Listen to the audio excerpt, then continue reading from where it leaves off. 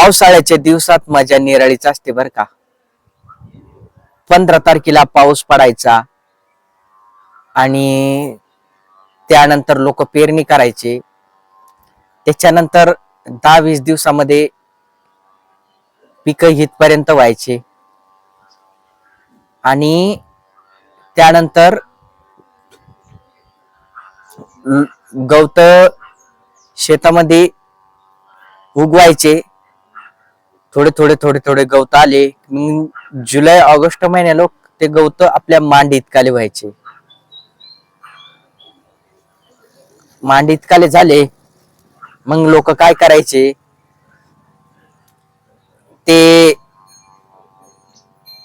शेतामध्ये गवत जे असलेले जे आहे ते गवत बैलांसाठी घेऊन जायचे किंवा बैल चरायला सोडायचे.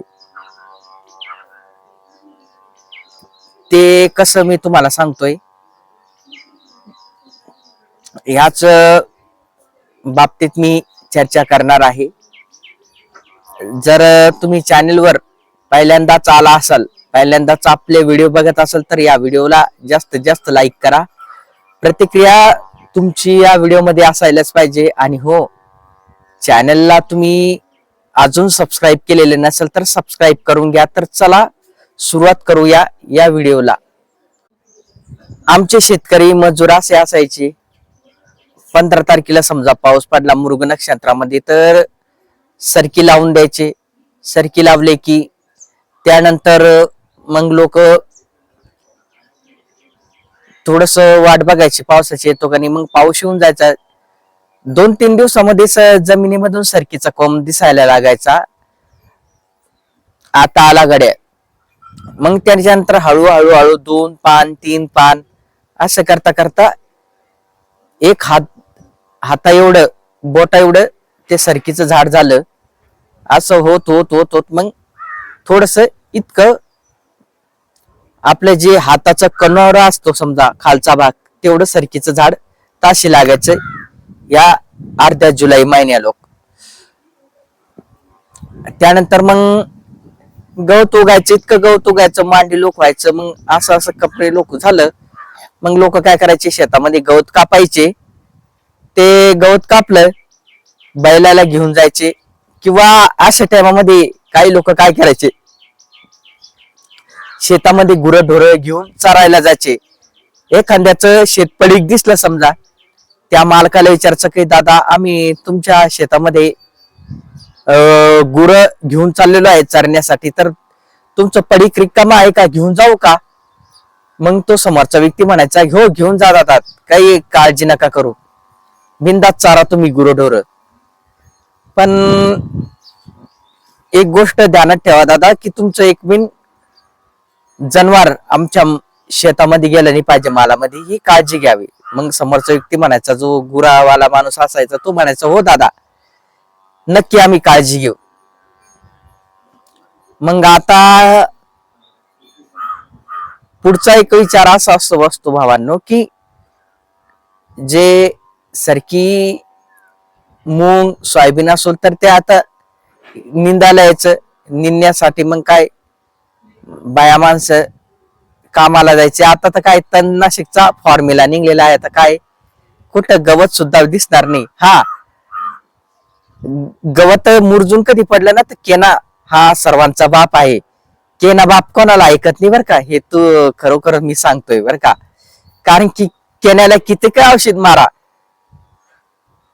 किती का औषध मारा तर तो दीट सारखं करतोच. मग त्याला आखरी शेवटी काय निंदून काढावं लागतं, नाही तर शेतात डवरा धरून ते त्याला बाजूला काढावं लागतं. नाहीतर शेतात कधी आपण टाकून द्याला तर तो शेतामध्ये आणखी शिलगून जातो. आता समजा एखाद्या पोराला म्हटलं बाबा जाय तू शाळेमध्ये, त्याला शाळेत जाण्याची आवडच नसली की ते का मारा तरी तो पोरगा जाणार नाही. असा तो केना धट असतो. मग काय लोक शेतामध्ये गवत कापून गेले समजा. अहो तुम्हाला सांगतो, आता नागपंचमी कधी आली ऑगस्ट महिन्यामध्ये तर मुंगाच्या शेंगा दिसायला लागायच्या, मुंगाच्या शेंगा खायला यायच्या. आता काय हो राहिलं, या गेल्या शतकापासून 2-3 वर्ष पाऊस गॅप देतो. काही लोकांच्या उशिरा पेरण्या होत्यात. मूग येतो काढायला सप्टेंबर-ऑक्टोबर मध्ये किंवा उशीर लागतो आणि शेंगा पण खूप उशिरा येतात. आणि आता तर कोणाचं रिकाम पण सुद्धा होत नाही गुरंढोरं घेऊन जाण्याचे पडितामध्ये. काही लोक म्हणतात की दादा तो व्हिडिओ मध्ये बोलतो तुला जाता येत नाही का दादा. मी तर चांगला असतो ना तर मी घेऊन गेलो असतो. हा पण गोष्ट आम्ही पण घेऊन जाऊ शकतो ढोरं, पण आमच्या सारख्या दिसणाऱ्या माणसाला बघत दिसणाऱ्या माणसाला बैल ऐकतील का? तुमच्या सारख्या दिसणाऱ्या माणसाला गुरंढोर ऐकत नाही तर मग आमच्या सारख्या माणसाला ऐकतील का? याचा विचार करा ना. मग भाऊ असा होता बाबा आमची लहानपणाची आठवण. कसे लोक आता शेतकऱ्यांचे घरी आता ट्रॅक्टर आलेले, ढोराला एका जागेवरती भुसारा टाकून दिलं ना तर मग त्याचं काही वाटत नाही.